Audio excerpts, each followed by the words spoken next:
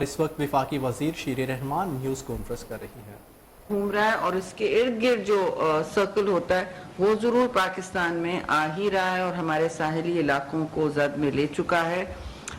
370 kilometres distance from Karachi, لیکن Katy بندر سے کم ہو گیا ہے ڈسٹنس جو 290 کلومیٹر ہے. سو کراچی سے ڈسٹنس بڑھ گیا ہے اور جو بارڈر پہ ہمارے سر کریک کی طرف علاقے ہیں اس سے نزدیک ہوتا چلا جا رہا ہے.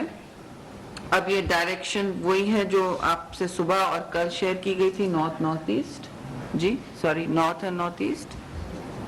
اینڈ اس حوالے سے گسٹ ایٹ لینڈ فال کا ونڈ سپیڈ پہلے میں بتا دوں از 100 to 120 کلومیٹرز پر آور جس وقت اس کی امپیکٹ ہوگا، جس وقت اس کا ٹکراؤ ہوگا، لینڈ فال ہوگا.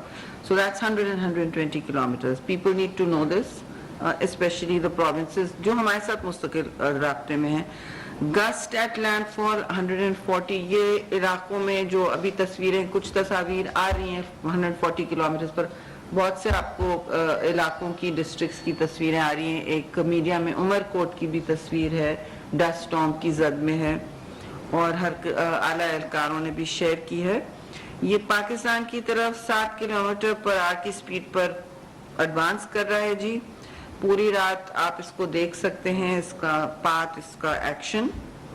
اور پھر میں آپ کو بتاتی چلوں جو متاثر علاقے ہیں وہ ٹھٹا سب سے زیادہ، سجاول اور بدین ہے، یہ تین ان کے ساؤتھ کے حصے زیادہ متاثر ہوں گے جی. تھرپاکر بھی متاثر ہوگا کیونکہ یہ اب وہاں سے کٹتے ہوئے جائے گا، تو ابھی بھی وہ ہماری باؤنڈری میں فال کرے گا تھرپاکر کے حوالے سے، مطلب پاکستان کی باؤنڈری میں.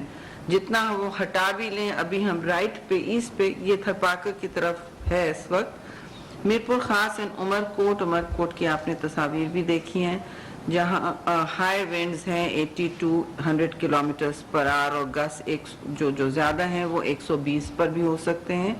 تھنڈر سٹارم اور رین سٹارم دونوں متوقع ہیں، وقتاً فوقتاً ہوں یا مستقل ہوں. Again this is not a monsoon, لیکن یہ تھنڈر سٹارمز ہیں اور اس سے خاصا ڈیمیج ہو سکتا ہے. ملی میٹرز بھی بتائے گئے اس وقت، جو لاسٹ مجھے یاد ہے 110 ملی میٹرز کراچی کے لیے کہا گیا تھا، ویری کنزرویٹیو ایسٹیمیٹ، اور 330 باقی ملی میٹر باقی ساحلی علاقوں کے لیے. اور اس کے اثرات پھر ہب اور لسبیلا میں ہوں گے. کراچی، حیدرآباد، ٹنڈو العیار، ٹنڈو محمد خان، سانگھر اور شہید بے نظیر آباد ہے یہ جی شہید جو اولڈ نواب شاہ، جہاں وینڈ 60 to 80 کلومیٹرز پر آور پہ ہو. ان علاقوں میں کراچی، حیدرآباد، ٹنڈو العیار، ٹنڈو محمد خان، سنگھر اور شہید بے نظیر آباد، یہاں بھی وینڈ ہائی ویلوسٹی پہ ہوگی، بٹ اتنی نہیں جتنے دوسرے علاقوں میں. اثرات پھر ہب اینڈ لسبیلا میں ہیں. بلوچستان سے تو یہ رائٹ سیدھے ہاتھ اور ایسٹ کا رخ لے چکا ہے. اب جو اس میں سی کی کنڈیشنز ہیں اس کے حوالے سے آپ کو بتا دیں گے. وہاں تو ظاہر ہے ایک صورتحال ایسی ہے کہ ہماری نیوی نے اپنے جو ایسٹس ہیں وہ منتقل کر لیے ہیں محفوظ جگہوں پہ، سب نے ہر فورس نے کر لیا ہے، لیکن پٹرولنگ اور ریلیف اور ریسکیو کے لیے سب جو کرنا ہے اس میں ملٹری 5 کور سب سے زیادہ ڈپلائیڈ ہے اور جو رینجرز سندھ کے ہیں وہ سب ڈپلائیڈ ہیں. سندھ پولیس بھی فلی ڈپلائیڈ ہے. اس وقت ایویکیویشنز 4-5 راتوں سے چل رہے ہیں جی. اور اس وقت جو کمبائنڈ نمبر ہمیں آ رہا ہے 66,000 کا ہے آف پیپل ایویکیویٹڈ. تو یہ میں پھر ریپیٹ کروں گی، ایویکیویشن انٹرنیشنل ایک پہلا ایکشن ہوتا ہے فرنٹ لائن ریاستوں کا جب اس طرح کا سائیکلون آتا ہے. جو لاس اینڈ ڈیمیج اس کے بعد نظر آئے گا اس پر ایک اور ظاہر الگ پلاننگ اور پیش رفت ہوگی. پھر جو لوگوں کو کہاں پہنچانا ہے، ان کو کھانا اور پانی پہنچانا ہے، وہ تو ابھی سے شروع ہے، لیکن کچھ لوگ، آدھے لوگ تو سندھ کے اپنے رشتہ داروں کے پاس جی چلے گئے ہیں. Excuse me, so that's a good thing. لیکن ایشو یہ ہے کہ لوگ اپنے گھر واپس خود سے نہ جائیں جی. میں نے صبح بھی یہ استدعا کی تھی، ابھی بھی یہ ہے کہ مہربانی کر کے اتھارٹیز کے ساتھ، ایڈمنسٹریشن کے ساتھ تعاون کریں، کوآپریٹ کریں. آپ کے بھلے کے لیے, آپ کی جان بچانے کے لیے یہ ہو رہا ہے, آپ کے فیملی ممبرز کے لیے. اس وقت جتنا احتیاط ہم برت سکیں بہتر ہوگا, بعد میں ریگریٹ نہ ہو, کیونکہ جتنے گھر ہیں, جتنے کچے مکانیت ہے, ولنریبل ہیں, وہ بہت امپیکٹڈ ہوں گے, وہ بہت متاثر ہوں گے. کچھ کے شاید گھر نہ رہیں, ایسا ہو سکتا ہے.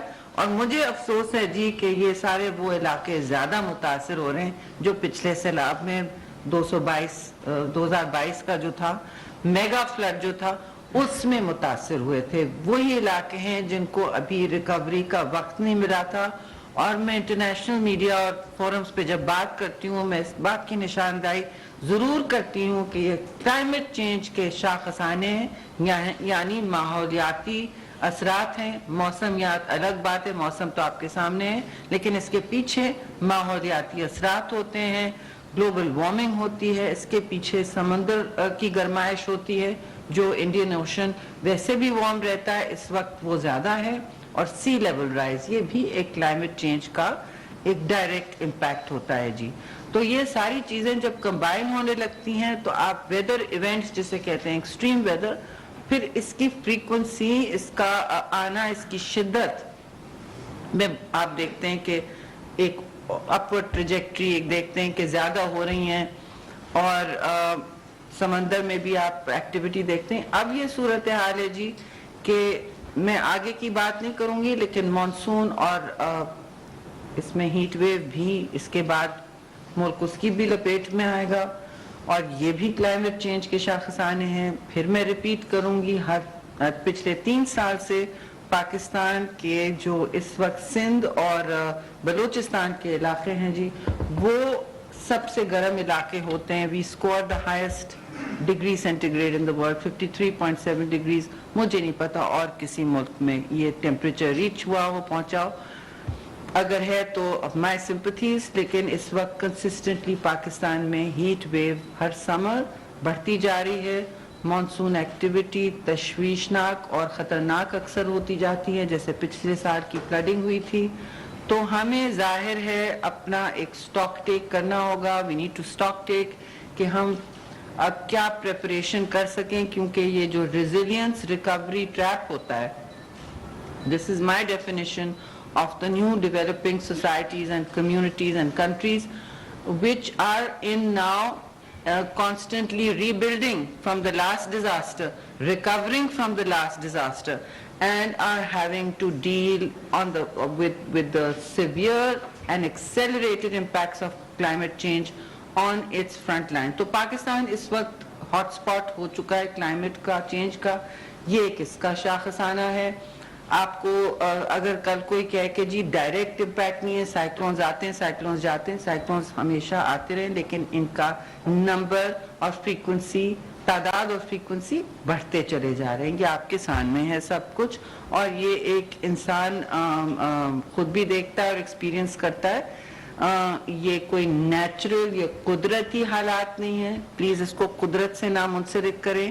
یہ کلائمیٹ چینج کے امپیکٹس ہیں جس کے پیچھے جس کی ذمہ داری ہیومن ایکٹیویٹی ہوتی ہے اور ایمیشنز ہوتی ہے زیادہ تر. تو ایمیشنز پاکستان میں لیس دین 1% ہیں جی, اور ظاہر ہے پھر جو پرانی بات پچھلے سال کی تھی وہ ابھی بھی میں سمجھتی ہوں ہمارے لیے بہت ریلیونٹ ہے, اور وہ یہ ہے کہ دوسرے لوگوں کی پولوشن اور ایمیشنز, پولوشن تو نہیں مگر ایمیشنز جو ہیں, جو ان کا اخراج ہوتا ہے گرین ہاؤس گیسز کا, اس کی وجہ سے یہ بیلٹس بنتے ہیں, ویدر پیٹرنز بنتے ہیں, سی لیول رائز ہوتا ہے, گلیشیل میلٹ ہوتا ہے, ہمارے واٹر ویدر ہر چیز کے پیٹرنز بالکل اب درہم بھرم, یہ نظام ہی درہم بھرم ہو گیا ہے. So please don't call it قدرتی. قدرتی امپلائز, نیچرل امپلائز کہ یہ نیچر کی طرف سے رینڈم ایونٹس ہو رہے ہیں. No, this is because of human activity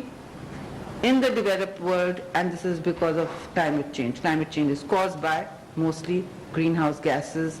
There are many other, مگر اس وقت جو آپ فیس کر رہے ہیں وہ یہ ہے, اور یہ ہیٹ ویو سے لنک ہوتا ہے. ہیٹ ویو खुद उठ के बार बार इस लेवल की कि आपकी सरजमीन जल रही है, कि आपके लोगों को सर छुपाने को जगह नहीं है, बाहर खड़े होके काम नहीं हो सकता, कुछ नहीं हो सकता, कुछ उगता नहीं है। इन सारे इलाकों में अगर आप जाएं वहाँ, हम जा रहे हैं, हम जाएंगे, जनरल नाम और हमारे अमले पहुंचेंगे, जैसे ही फ्लाइट सेफ हो जाएं तो we will be looking at all this. और मुझे पता है, अभी से मुझे मालूम है कि जिस लेवल की वहाँ पे ह्यूमन ट्रेजेडी और डिस्ट्रेस नजर आती है वो अभी तक नहीं रिकवर। वहाँ पानी खड़ा हुआ है बहुत से इलाकों में, और जो केटी बंदर है खासतौर से डायरेक्ट साहिली इलाका है, वहाँ एक आप अगर वहाँ की सॉइल देखें, जमीन देखें, मट्टी देखें तो वो बिल्कुल सॉल्टी सेलाइन हो चुकी है।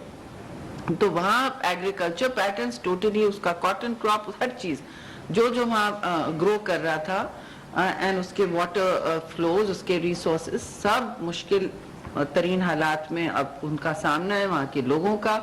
और वो समंदर का पानी भी आहिस्ता आहिस्ता अंदर की तरफ रिवर बेड्स में जो सूखते हैं, ड्राउट होती है, फिर रेनफॉल होती है, फिर अब ये साइक्लोन है। तो इट इज़ वेरी अनफॉर्चुनेट। लेकिन हमारा क्या काम है इस सूरत हाल में? हमारा काम है जी कि हम हिम्मत और हौसले के साथ एक कोऑर्डिनेटेड जॉइंट रिस्पांस दें। इसका कोई कम्युनिटी, डिस्ट्रिक्ट, सूबे को नहीं फील करना चाहिए वो अकेले हैं।